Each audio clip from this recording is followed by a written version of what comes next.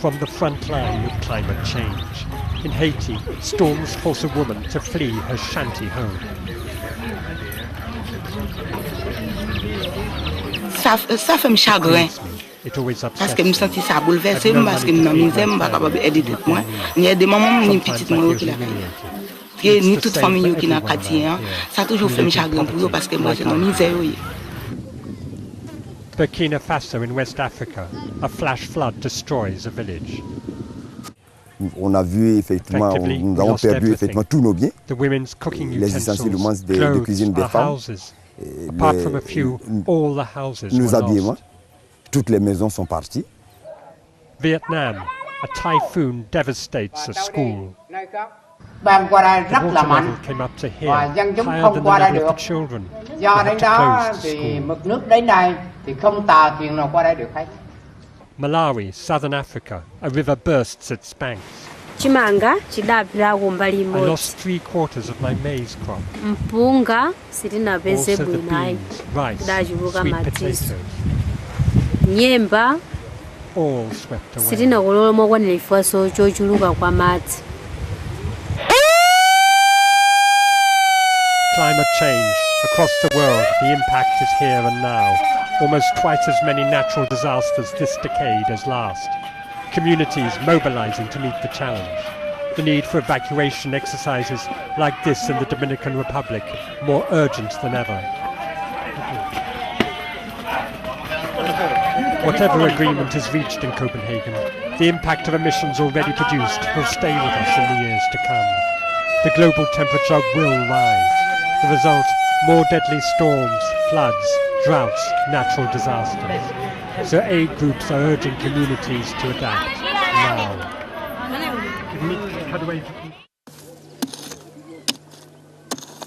It's banal to say it. The most vulnerable are the most exposed. The poorest countries, the least responsible for global warming, the most susceptible to the natural disasters it causes. Burkina Faso, 90% of the population live off farming. Like its West African neighbours in the Sahel, here there are repeated droughts, failed harvests. And this, the result, 300,000 children under 5 acutely malnourished. And as one drought succeeds another, the situation worsens. Disrupted crop cycles can lead to hunger and malnutrition. Countries like Burkina experience critical temperatures, affecting the people's welfare, the productivity of their crops. We're used to seeing one malnourished child per family. But now we have 2 or 3 malnourished children in the same family. You didn't see that a few years ago. The effects of climate change now combine with other factors, like the misuse of land. Here in Malawi, farmers cut trees in the uplands and the soil erodes. In the dry season, the river looks nothing more than a footpath. When it rains, it becomes a torrent. Whole villages destroyed by the overflowing river. Floods are happening more often. Each and every year we have a problem.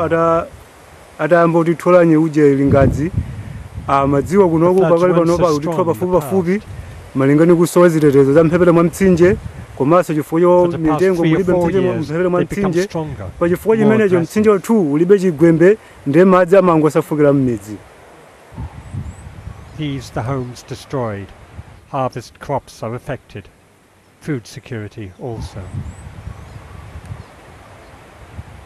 Floods are coming differently, in a different months that used to come before, and this is affecting the crop fields because people are not able to harvest when flood at that time. And the second thing is the pattern of the floods is changing.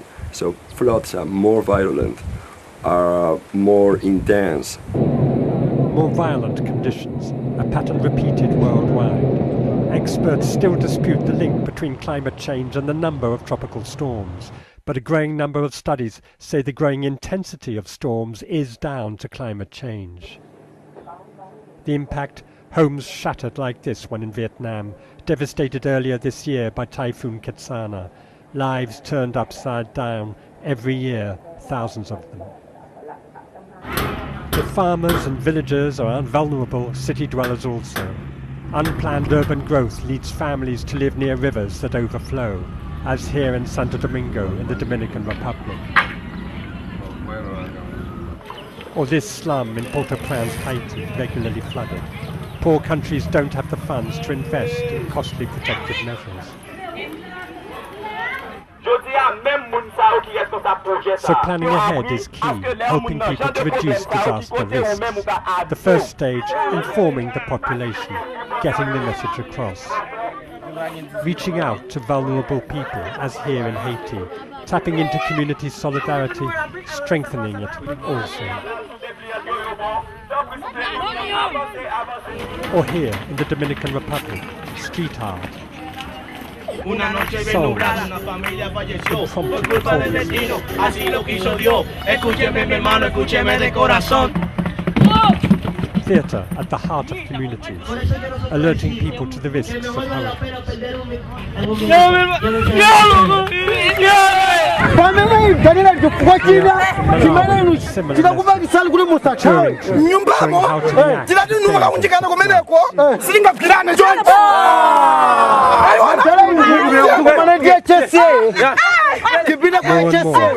Awareness raising and training exercises like this are giving communities the means to react, all part of a worldwide disaster preparedness program funded by the European Commission. It's no longer enough just to help communities cope with disasters once they've happened.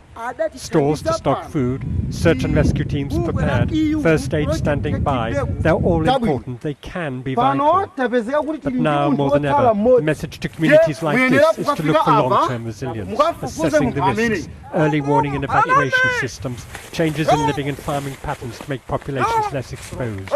The aim, to prevent natural disasters becoming humanitarian crises.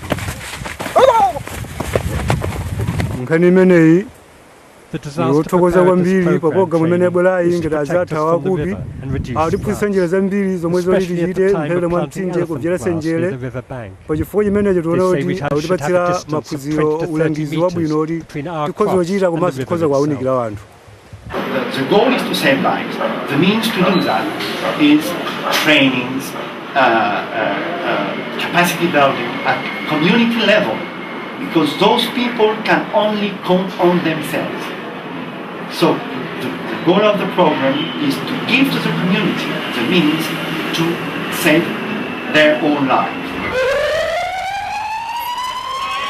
The Santo Domingo disaster exercise continues. There'll always be a need for emergency response like this. But longer-term planning for climate change makes human sense, economic sense also. Experts say it costs much less to fund disaster prevention than to deal with the crisis once a disaster has happened.